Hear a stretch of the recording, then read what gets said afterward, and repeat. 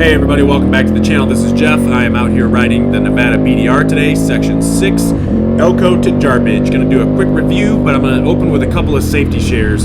So I always carry a lot of pace, not always, but most of the time. You can see me here, you know, drifting a little bit, fooling around. But whenever you're coming around blind corners like this, you want to stick to your side of the road as much as possible because of that. You can run into oncoming traffic. They can't see you, you can't see them. And if you're on safe speed, you're asking for accidents. And then again, I came around that blind corner a little bit slowly, which is nice because I got time to slow down before I shower these campers with dust. And then back to my likely what a lot of people would think is unreasonable speed. You'll see the bar speed wobbles there a little bit, but the bike wants to keep itself up. Stay calm, let it do its thing.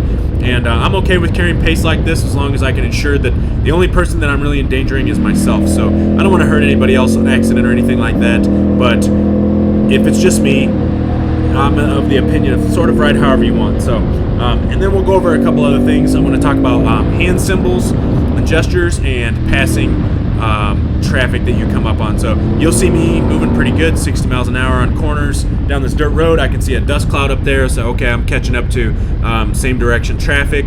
So what I want to do is I don't really want to ride in their dust because I'm inhaling it, the bike's inhaling it, it gets all over my GoPro lens, which is really not an issue. I can wipe it off. But what I'm going to do here is I'm going to get out of their dust cloud and I'm going to get close enough that they can see me, and then I'll just wait for them to notice me. Now, this guy must have been pretty Johnny on the spot because he pulled over pretty quick, and you'll see him let me by, wave, thank you, sir, for the courtesy, and then I'm not going to be heavy on the throttle or speed until I open up a decent gap because I don't want to sling rocks and dust all over somebody who is just really courteous to me. So, again, you'll see I want to be out of their dust cloud so that I'm visible, and then I just kind of hang back, and I don't think they can hear me because they're in a bit of a louder vehicle and they don't have mirrors in the sides. So I'm just going to slowly inch more and more close until they do notice me, and either they wave me by and they just keep moving, or they'll move over and let me by. Sometimes they wave, and that's fine too. I just don't want to surprise anybody.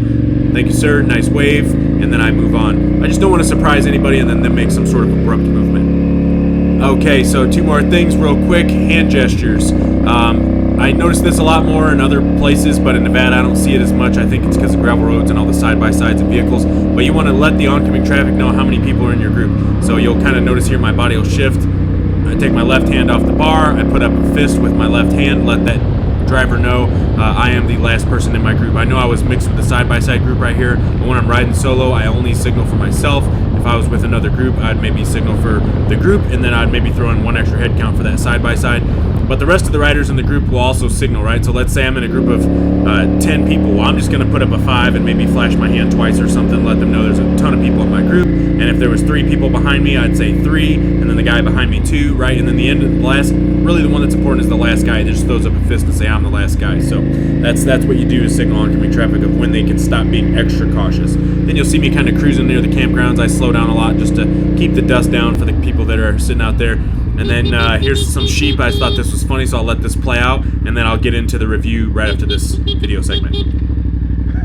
Let's go, boys! Get after it! Get the back up! Yeah! Get after it! This is great. I don't know where we're going. We're going. You better get with it. Let me through. Alright, I guess we're all going this way, huh?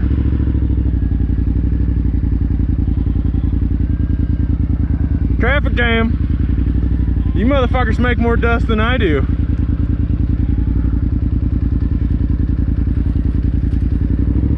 Alright. Okay, everybody, so that's another thing you want to keep an eye out for on these BDR routes is wildlife, especially in the Nevada BDR. There's a ton of it. So there you just saw some sheep. You just want to give them their space. They'll move out of the way eventually. What you don't want to do is go zipping on by, because a lot of times they'll run down the side of the road like they're not going to do this, but then they will dart in front of you, and that's pretty exciting. So here I am in Jarbidge, got some pork and beans from this nice lady that was selling some food there. I just so happened to roll up while there was a 4th of July parade going on, so that was pretty sweet. got to see that. The town was kind of bustling, and then I'm not going to show much more footage of this. If you guys are going to visit, I don't want to spoil that for you. So go and visit Jarbidge. It's a very cool town, and then here we are leaving town. If you're planning on riding from Elko to Jarbidge and then back, there is fuel in Jarbidge. I don't know if it's 24 hours, but there is a fuel there. If you get there during business hours, you can fuel up. If not, it's like 110 miles from Elko to Jarbidge, and then it's going to be obviously 110 back, and that's with no extra exploring. So you better have some good range if you're planning on not refueling. I don't think there's any fuel stops in between. So here we are climbing the hill out of town, heading up the pass. The footage, in my opinion, heading south out of Jarbidge is much better and much more pretty to watch. So that's what I'm going to show you guys most of this video is the southbound footage. Most people ride the Nevada BDR, as far as I know, northbound, which is why this would be section 6. This would typically be the end of the BDR, but I think the footage on this particular section is much better southbound. You get to see the pass, the views are just better. So that's what I'm going to show you guys. Alright, so let's get into the actual review. I'm going to cover a couple things: difficulty, time, fuel, best part, worst part, and then maybe suggestions I have for this BDR.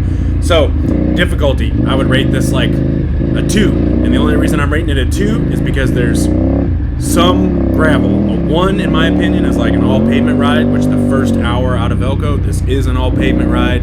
I give it a 2 because then it goes to gravel, but there is 0 technical sections, 0 like anything difficult. There's really not even much sand. It's pretty hard packed gravel the whole time. Maybe a 3, maybe it could be a 3, but in my opinion, this was like the easiest route I've ever probably ridden, minus like a pavement road. So very easy. I think as long as someone knows their basic bike controls, how to stop, take off, and turn the bike, probably you can ride this route. It might mess with your head a little bit because there is some big drop-offs, so there might be some consequences if you make a mistake, but for the most part, if you're confident enough to ride the bike around in your backyard and you don't fall down and panic all the time, you can probably ride this route. It is very, very easy. The views are good though, so it is pretty rewarding. So I would say if you're a newer adventure bike rider, this is like a route you should definitely do if it's local to you or you can get to it. It's a good way to get your feet wet into the BDR world. So that's my opinion of the difficulty. Let's say a 3, just because there is some dirt and there is like maybe some consequences. Mostly the traffic is probably the biggest thing you're gonna have to worry about here. There was a lot of it this day. I don't know if it's like this most of the time, but this was 4th of July weekend, so maybe it was a little busier than normal. Time is going to be the next topic that I'll cover. So for time, it takes about an hour from Elko to go up the Mountain City Highway or Highway 225 to get to the road that goes to Jarbidge. You got about an hour of pavement there, and then I think it's like 58 miles of dirt to Jarbidge itself. Now, that time will vary pretty greatly. I did it in about an hour. I think most people will probably take a little bit longer, especially if you're stopping for views and sights and pictures, or if you're just cruising. And I just prefer to ride a little bit faster. I still feel like I see the views pretty well. I just really enjoy pace. I don't know why. It's just the way I am. So I made it in about an hour. I think most people, I would say 2 to 3 hours for that dirt section, especially if you're stopping, picture taking type. That's what I would say there. So I did touch base on the fuel, so I'm not going to get deep into that, but it's 110 miles from Elko to Jarbidge. There is fuel there. I don't know if it's 24/7, definitely during business hours, but that's on you guys. There is no stops in between, so if you don't have a fuel plan and you're not getting fuel in Jarbidge, you need at least 220 miles with no exploring to get back to town. I'd say the best part of this BDR is probably the last 20 or 30 miles into Jarbidge. The road starts to get a little bit more elevation, more curves. The sights get much better when you get into the mountains. And I really did enjoy that part. It's beautiful, and that's what I would say is the best part. The worst part, obviously, the 1 hour commute from Elko to the road that goes to Jarbidge. There is some curvy little mountain passy section for about the first 10 miles out of Elko, and then after that it's just flat and straight and boring. So I would say that part is like the least favorite part. If I had suggestions of how I think people should ride this BDR or this area, if you're on the overall BDR, then you're probably just going to ride it as a through section because that's what you're going to do, and you're getting towards the end of your BDR, so you're likely about ready to be done and excited to complete. But if you have the opportunity, I would say either moto camp or trailer the bike up to about 20 or 30 miles from Jarbidge and find a spot down there by the river with the trees. Get you a nice little camp set up. Bring fuel if you can. If you're moto camping, that may not be an option. But then leave base camp there and all of your gear and wait there. Ride into Jarbidge, refuel, and then explore around Jarbidge. Stop back at Jarbidge, refuel on your way back to camp, so when you wake up the next morning, you got full tank. But that is how I would suggest that people ride this route.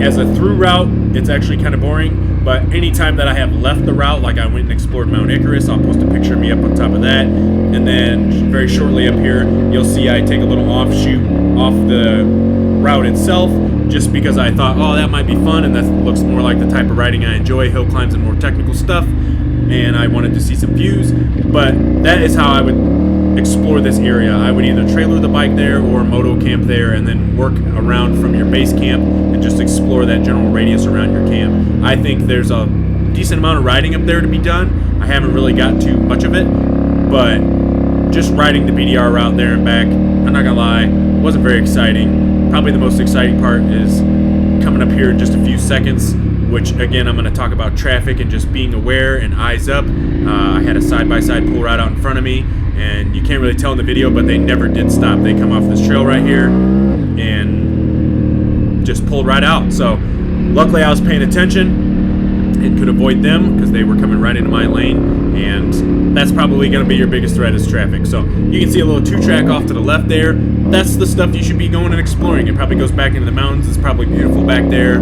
If you get lucky, you might find a pond, creek, lake, whatever, and there's a decent amount of them out there. So you should stay in this area and explore for a day or two and just ride around without worrying about getting back and without worrying about fuel and all that. So for me, I take the trailer and the bike is what I'll do next time when I go back and explore, and then I can take the dog and I can leave him in the trailer nice and cool, and then I can go and explore and come back and fuel up and camp and cook. So that's my review of Section 6 Nevada BDR. There's about 10 minutes left in this video, all southbound. I think I cut it off somewhere where the route starts to get really fast because I just start moving at probably what most people would consider unreasonable speeds on an adventure bike on a dirt road, and I don't really want people emulating that if they're not comfortable with it, or even just like talking smack about the way I ride. So whatever. Anyways, pretty fun. Nice ending to a long BDR route, and I'm gonna let this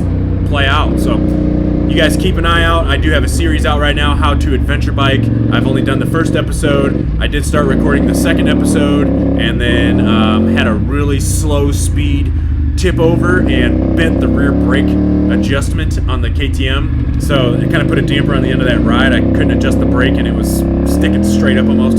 So I got replacement parts coming, but they come from Europe, and they take a while. And so it'll be another couple weeks until I get episode 2 out for the series. But I wanted to drop another BDR review, and I'll keep the videos rolling. So if you guys want to stay tuned, like and subscribe if you're enjoying what I'm doing here. I will review the entire Nevada BDR because I am going to ride it southbound all the way to Vegas at some point this year, but I will wait till it cools down because just last week Vegas had like 5 days in a row over 115 degrees, and that just doesn't seem like the type of riding that I'm going to be into. So stay tuned. Tons of videos coming out. Hope you guys enjoyed this one. Get out there, ride those bikes, do some exploring. Hit me up for tips and tricks, suggestions, whatever you want to see. And we're going to go off trail here a little bit, do a little dual sport riding. And I will see you guys in the next video. Stay safe, get out there, ride those bikes. Have a great day. Thank you all.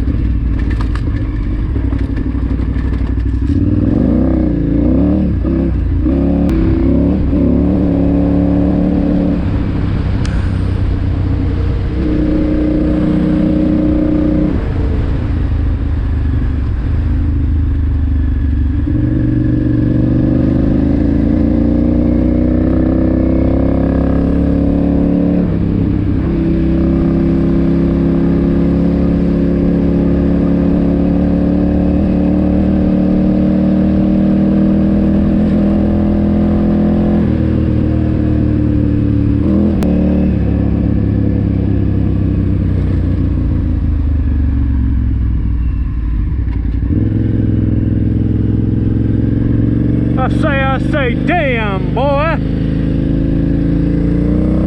Damn, boy. That's the sight right there. Almost can't go fast. Almost. Having a good ride today, boys. Good ride today. Traffic's been great. Not too much, and everybody's been really nice about letting me by.